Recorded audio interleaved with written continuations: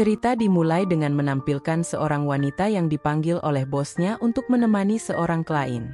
Tanpa sengaja ia mendengar percakapan di meja sebelah di mana seorang wanita kaya menawarkan pada seorang pria muda yang tampan upah sebesar 10.000 per jam. Wanita tersebut salah paham dan mengira pria muda itu adalah seorang pria gigolo. Sambil merasa kecewa dengan situasi dunia saat ini dan juga berpikir bahwa belajar tidak ada gunanya, tiba-tiba klien yang ditemaninya mulai bertindak kurang sopan kepadanya, namun bosnya tidak melakukan apapun. Karena marah, dia pun langsung meneguk alkohol dan menyemprotkannya ke wajah klien serta bosnya. Setelah insiden itu, ia memutuskan untuk keluar dari perusahaan lamanya. Wanita bernama Cheng Yao ini kemudian berhasil lulus wawancara di firma hukum ternama yaitu Jun Heng. Sebelum mulai bekerja, dia menyewa rumah yang dekat dengan kantor, namun di depan pintu rumah barunya dia bertemu lagi dengan pria yang dia anggap gigolo sebelumnya.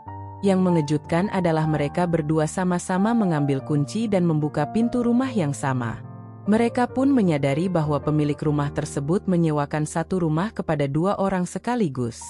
Cheng Yao mencoba menggunakan pengetahuan hukumnya untuk membuat pria itu keluar, tetapi pria tersebut membalas argumen hukum yang lebih kuat yang membuat Cheng Yao tidak bisa berkata-kata.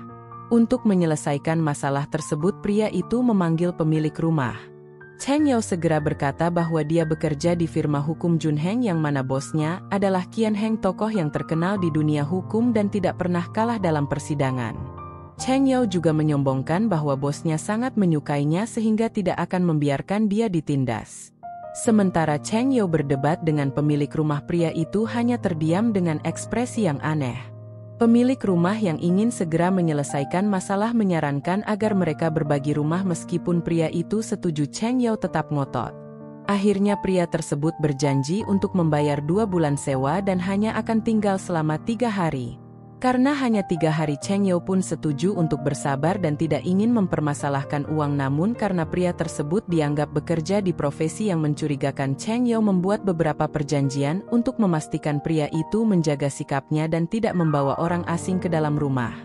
Dia bahkan memperingatkannya agar berhati-hati supaya tidak terlibat masalah hukum. Setelah selesai membereskan kamarnya, Cheng Yao merasa semakin tidak nyaman. Khawatir pria itu punya niat jahat karena mengeluarkan banyak uang, dia pun menyelinap ke kamar pria tersebut untuk mengintip, dan betapa kagetnya dia saat menemukan ruangan itu penuh dengan benda-benda aneh seperti kompas, kristal, dan totem. Berbagai benda aneh yang ditemukan Cheng Yao di kamar pria itu ternyata adalah barang-barang yang sengaja dibeli oleh rekan pria tersebut untuk mengobati masalah susah tidurnya yang sudah berlangsung lama.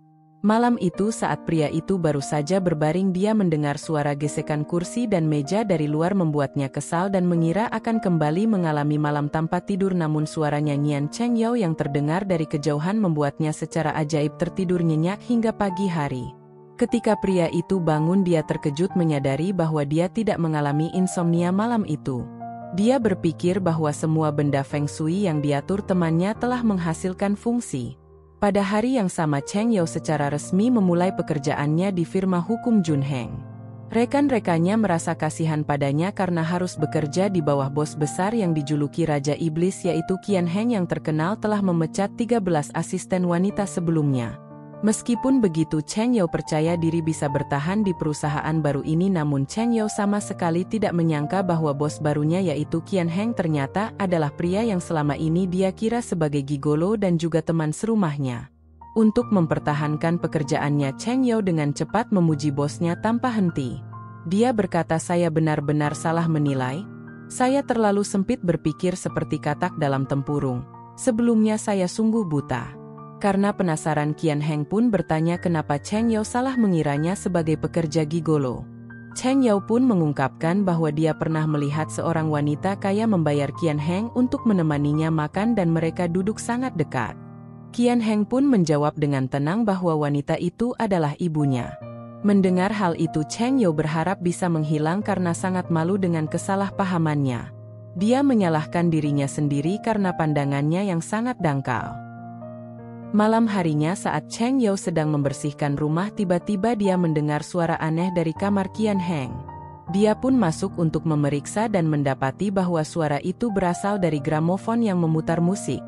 Cheng Yao mematikannya dan hendak keluar, namun tanpa sengaja sapunya menyenggol pajangan di atas meja dan menjatuhkannya. Qian Heng yang mengetahui hal itu menjadi sangat marah dan langsung mengusir Cheng Yao dari rumah, membawa barang-barangnya keluar. Tidak punya tempat untuk dituju, Cheng Yao akhirnya berjalan tanpa tujuan di jalanan. Ketika dia melihat Qian Heng berlari ke arahnya, dia berpikir bosnya itu telah merasa bersalah dan datang untuk mencarinya, namun ternyata Qian Heng hanya kebetulan lewat saat berlari dan dengan santai membantunya memanggilkan taksi. Kemudian Cheng Yao pergi ke hotel dan saat melihat harga kamar yang mahal, sebuah ide pun tiba-tiba muncul di benaknya. Ketika Cheng Yao mulai bekerja, para rekan kerjanya memperkenalkan fasilitas lengkap di kantor termasuk dapur, gym, dan kamar mandi. Cheng Yao pun langsung memutuskan untuk pindah dan tinggal di kantor.